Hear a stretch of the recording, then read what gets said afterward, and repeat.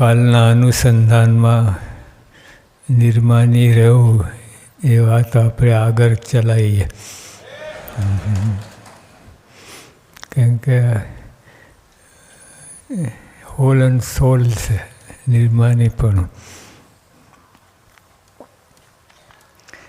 ઘટમાં પ્રાણ હોય ત્યાં સુધી નિર્માનીપણું સૌએ રાખવું. એટલે લાસ્ટ મોમેન્ટ ધામમાં જવાના હોઈએ, લાસ્ટ મોમેન્ટ સુધી નિર્માનીપણું સૌએ રાખવું. એક બે જણ નહીં, સૌએ રાખવું. નિર્માનીપણુંનો ગુણ મોટો છે. હવે દેખાતું નથી નિર્માનીપણું, પણ એમાં સત્વ છે. બધું એટમ હોય, એટમ કેટલું હોય.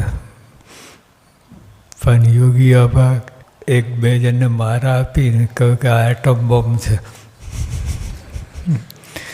એટલે એ એટમ દેખાય નહીં, પણ આ જો એટમ બોમ્બ કેટલું નુકસાન કર્યું, કેટલું બધું કર્યું. એમ નિર્માનીપણું દેખાતું નથી, એની ઇફેક્ટ ખબર પડે. અને જો આપણા મંડળમાં બધા નિર્માનીપણું છે, સુખ છે, આનંદ છે. અને એક જણને આમ માન જોઈએ, બધું વાતાવરણ બગડી જાય. જો ગઈકાલે આપણે અલૈયા ખાચર કેટલું બધું માન હતું. 2000 સત્સંગ કરાયા છે, એનું માન હતું બધું. મને કોઈ પૂછતું નથી હું કેટલી સેવા કરું છું. ગુણનું માન. તમારામાં ગુણ હોય એનું માન, એ તો બહુ ભયંકર. ગુણનું માન હોય તો મુક્તાન સ્વામી લખ્યું, સબ ગુણ પૂરણ પરમ વિવેકી, ગુણ કો માન ના આવે. એટલે આપણા સત્સંગમાં આવા વેલ્યુઝ આપણે ધારવા. કચરો નહીં, માન, ઈર્ષા, દેખાય, આ બધું કચરો છે. બધું આ ડસ્ટબિનમાં તમે ઓલો મોટો હોય ને, મોટો ડસ્ટબિન, એની અંદર તમને સુવાનું કેવી મજા આવે. તો આ કામ, ક્રોધ, લોભ, મોહ, મત્સર એવા જ છે. આપણે એની અંદર આરોટીએ છીએ, ક્યાંથી સુખ આવે.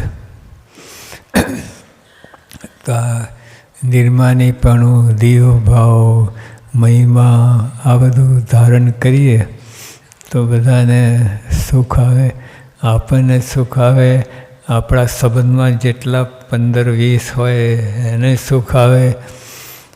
અને જો માન હોય, બધાને દુઃખ, પોતે દુઃખી થાય ને બીજાને દુઃખી કરે. એટલે માન તો આપણે જોઈએ જ નહીં. આપણા મંડળમાં, BAPS મંડળમાં માન રોકો, અંદર એન્ટર ના થવા દો. એન્ટર થાય બધું બગાડે. આપણે અક્ષરધામનું સુખ, દિવ્ય સુખ આવે છે ને, બધું ચૂંથી નાખે. માન આવે છે બધું. જો આ અલૈયા ખાચર કેટલી સેવા કરી હતી, ખરેખરી સેવા કરી હતી બધી. પણ માનને લીધે બધું બગડ્યું, બધું. અને પોતે ગયા સત્સંગમાંથી.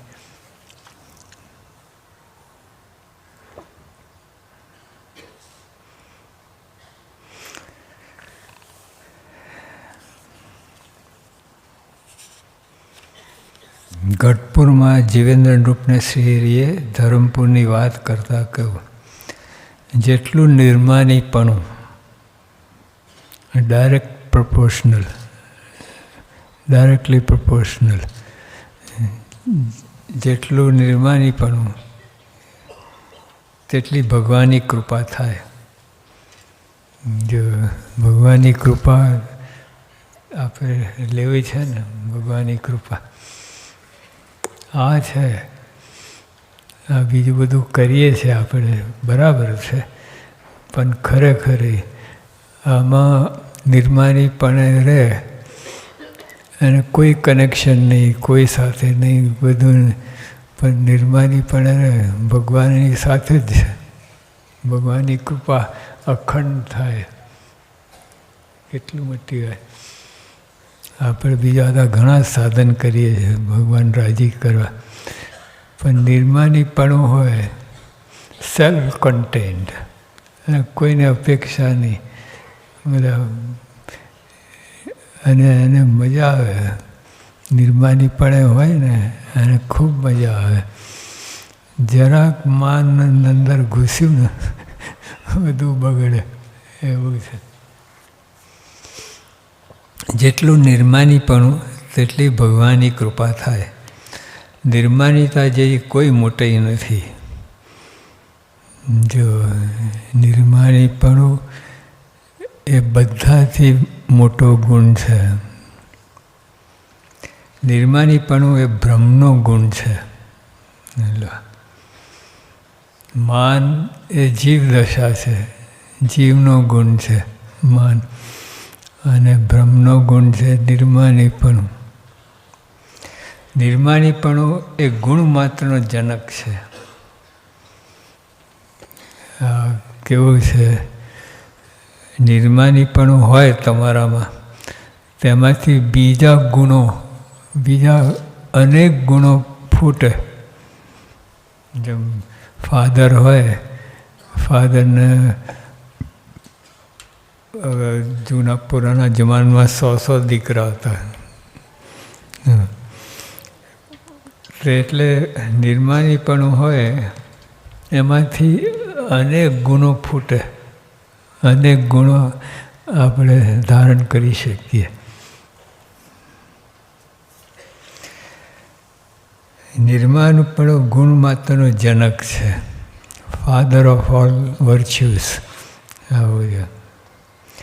બીજા અપાર ગુણ હોય. હવે બીજી બાજુ એક નિર્માનીપણું હોય તો એમાંથી અનેક ગુણો આવે, અને નિર્માનીપણું અને બીજા અનેક ગુણો હોય, પણ નિર્માનીપણું ના આવે ત્યાં સુધી એ ગુણો કલંકરૂપ છે. લો, તો માથે પડ્યું. જેટલા કંઈ ગુણ હોય એ કલંકરૂપ છે, દોષિત છે, પોઈઝનસ છે. બીજા બધા ગુણ હોય. નિર્માનીપણું છે ને એ બેસ્ટ, એ બધાને બેલેન્સ કરે. બીજા બધા ગુણો હોય એને બેલેન્સ કરે.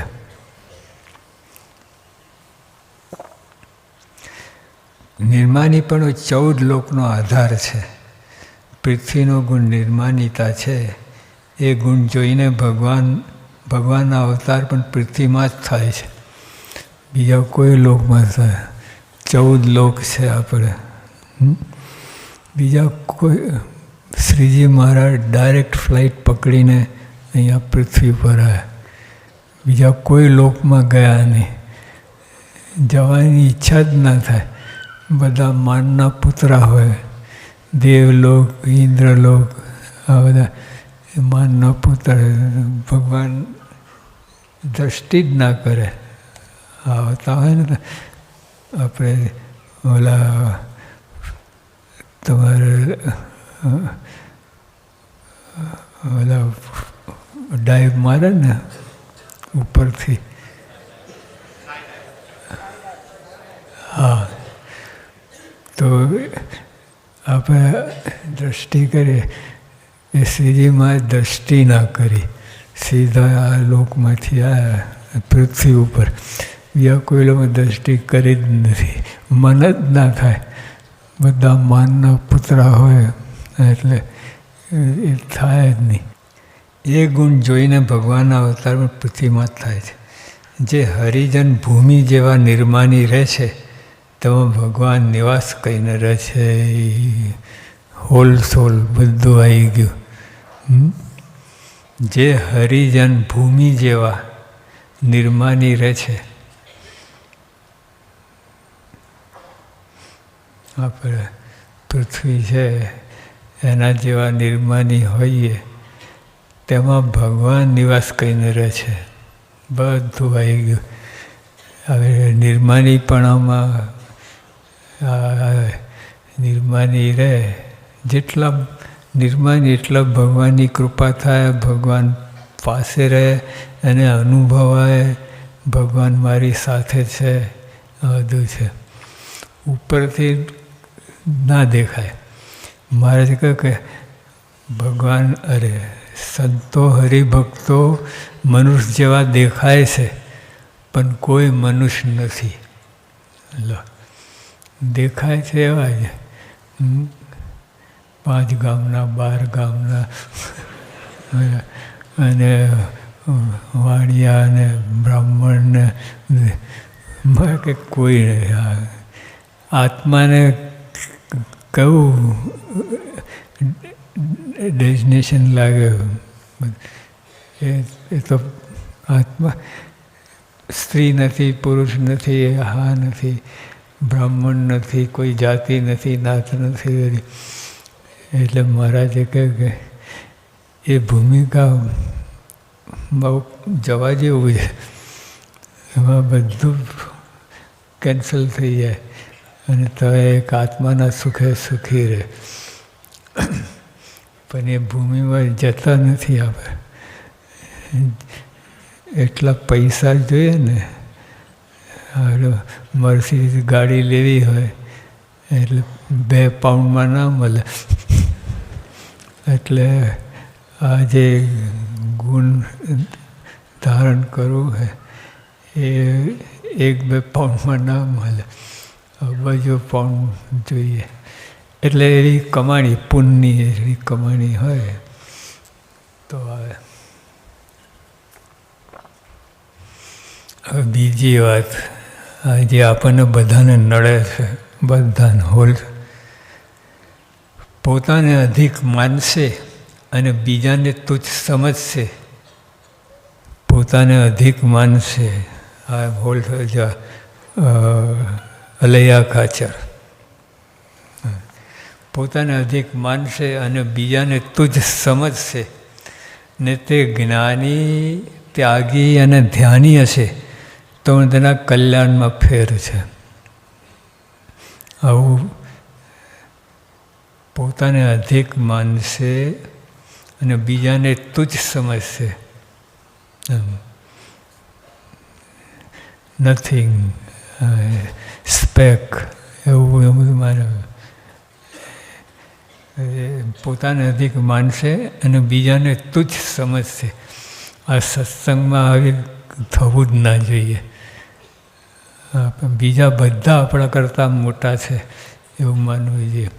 હવે એ તો ના મનાય, બહુ મોટી વાત છે બીજાને અધિક માનવાનું. પણ તો આ તો થઈ શકે કે પોતાને અધિક માનશે અને બીજાને તુચ્છ સમજશે. હવે નેગ્લિજન્ટ, કંઈ ગણતી જ નહીં. આમ બધું પોતાને અધિક માનશે અને બીજાને તુચ્છ સમજશે. તે જ્ઞાની, ત્યાગી અને ધ્યાની હશે તો તેના કલ્યાણમાં ફેર છે. ઇઝ ઓફ ટ્રેક, નો બોલ એવું છે. એને કોઈ કિંમત નહીં આવી, એવું થઈ જાય. ત્યાગી ધ્યાની તો પણ તેના કલ્યાણ ફેર. સંત હરિભક્તના જો આપણે આ બધું કરવાનું આ છે. આપણે બધાએ અમારે શ્રીજી મહારાજ પોતે કરે છે. મહારાજ આવી રીતે વર્ત્યા છે. જેના નિર્માની ભગવાન તેને કેમ જોઈએ માન, તેને કેમ જોઈએ માન. આપણા ભગવાન નિર્માની છે, પછી આપણે આમ કરીએ નીકળી જશે.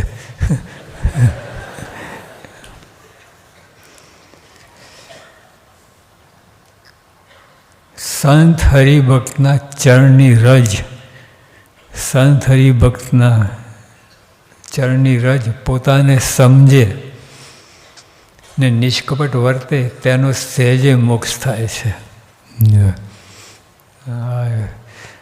એટલે આપણે અરસપરસ મહિમા સમજવો, એકબીજાને ભાવ પ્રેમ થવો જોઈએ. આ બધું થાય. કોના છે સંબંધ, કોનો સંબંધ છે એ રીતે આપણે મહિમા સમજીએ અંદર અંદર તો આનંદ રહે. અક્ષરધામમાં જ બેઠા છો અને હવે આવું બધું ના હોય તો કયા ધામમાં ખબર નહીં, નરકમાં બેઠા હોય. એટલે આટલે આપણે ધારું.